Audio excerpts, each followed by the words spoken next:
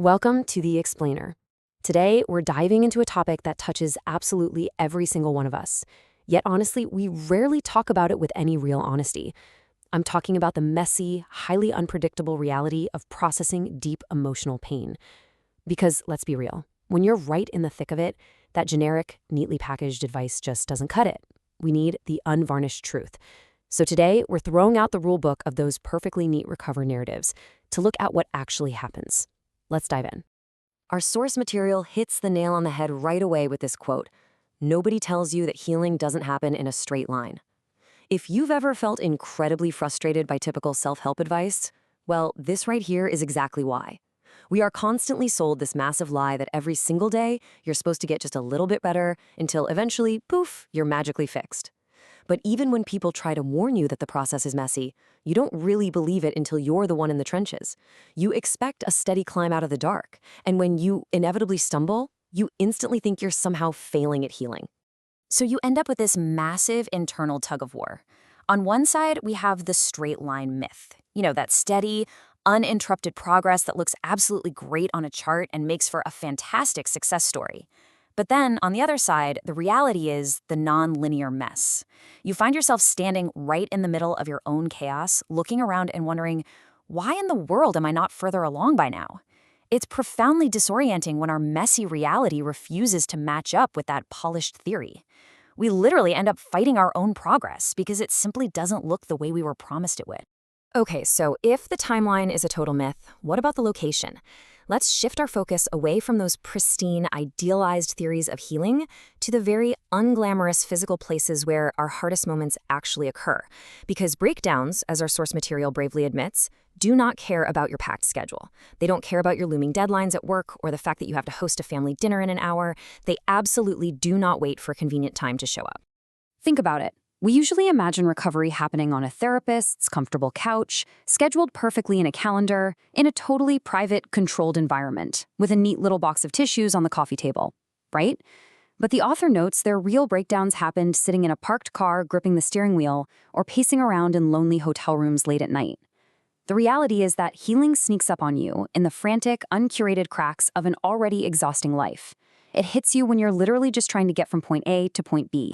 The author actually notes that their breakdowns came after my son had finally fallen asleep and I no longer had to hold my face together for anyone watching. Just pause and think about the heavy emotional weight of that phrase, holding your face together. For anyone who has spent an entire day pretending to be okay for the sake of a child, a boss, or a partner, you know exactly how exhausting that performance is. You spend all your energy just trying to appear functional, and the very second that audience is gone, the dam completely breaks.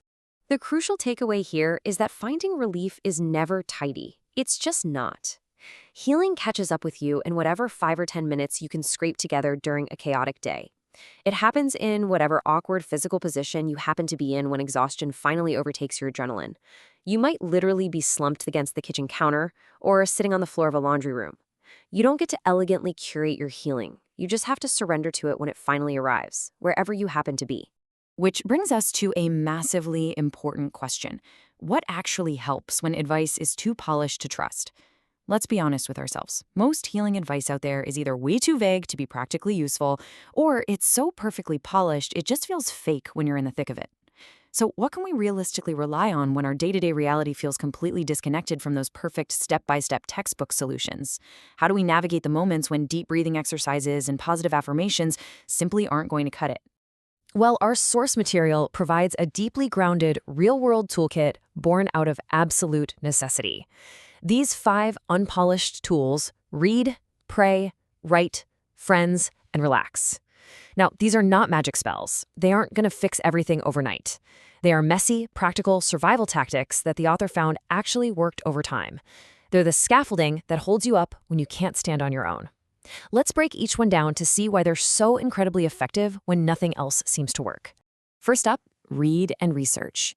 Now, reading about trauma, psychology, or faith isn't some strategy to intellectualize the pain away so you don't have to feel it. As the author explains, trying to understand what's happening in your body and mind gives you something solid to hold on to when everything else in your life is spinning completely out of control. Reading gives you language for your pain. And having the right words to describe what you're going through, that anchors you.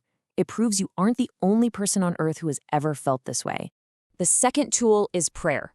But listen, this is not about polished, quiet Sunday morning rituals where everything is calm and peaceful. The author is talking about raw, repetitive, sometimes angry conversations with God.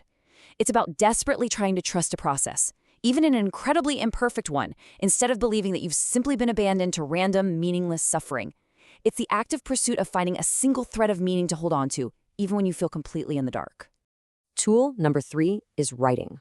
The reason journaling is so highly effective is because the journal doesn't flinch. It doesn't get tired of hearing you express the exact same fear for the 10th time, and most importantly, it never requires you to perform for it. You don't have to be brave or articulate on the page. By writing it down, you extract the fear from your physical body and put it somewhere you can look at it objectively, instead of having to carry it around heavily inside you all day long. Next, we have friends. Actually, scratch that. Not just any friends. True support comes from those rare people who let you be an absolute mess. They don't try to frantically fix you with unsolicited advice, and they definitely don't rush you into being okay again just because your pain is making them uncomfortable. There is a very specific type of profound healing that only occurs when someone else witnesses your deep pain and chooses to stay anyway. They stay especially during those times when you are completely depleted and have absolutely nothing to offer them in return. And the 5th tool, relax, which honestly sounds almost irresponsible when you're in the middle of a crisis. Like, how can you relax when everything is falling apart? But it is deeply necessary. The author highlights how things like comedy and music unexpectedly act as crucial companions. I mean, watching a stand-up comedy special while your life is in shambles feels totally absurd, but laughing for even 10 minutes reminds your nervous system it's actually allowed to exist outside of survival mode. Music holds the complex feelings we don't have words for yet. It gives your hypervigilant mind a genuine break. So, let's dive into this next phase, because this is where the journey gets incredibly confusing for so many of us. One week you are feeling clear-headed and hopeful. You genuinely feel like yourself again, maybe for the first time in months. You think, okay, awesome, I'm finally past this. But then, out of nowhere, a tiny trigger causes a raw breakdown.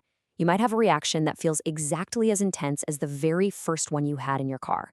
It is jarring, it feels like a massive step backwards, but I promise you it is a totally normal part of the process. Here is the crucial thing to remember. You can be genuinely healing and have a terrible day. If you have a moment where all the pain rushes back like no time has passed at all, it does not mean your healing journey has failed. It doesn't mean you're back at square one or that all your hard work was for nothing. A terrible week is just a terrible week. It's not a reset of all your hard-earned progress. Our brains love to trick us into thinking one bad day erases everything good, but that simply isn't true. Which really brings us to the author's core thesis. Both things are true at once. You can be healing and still be a mess sometimes. One does not cancel out the other. It is profoundly liberating to finally realize that this duality exists. You don't have to be perfectly put together to be moving forward. The mess and the healing, they're happening together, side by side. Accepting this relieves so much of that immense pressure we put on ourselves to perform our recovery flawlessly. As we wrap up this explainer, I want to leave you with one final question to think about. Will you allow yourself the grace to be healing and a mess at the very same time? It's incredibly hard to let go of that straight line myth we've all been conditioned to believe. But embracing this messy, non-linear reality is where true recovery actually lives. It's where you stop fighting the process and start living it. Give yourself that grace. Thanks so much for exploring this source material with me today, and I'll see you next time.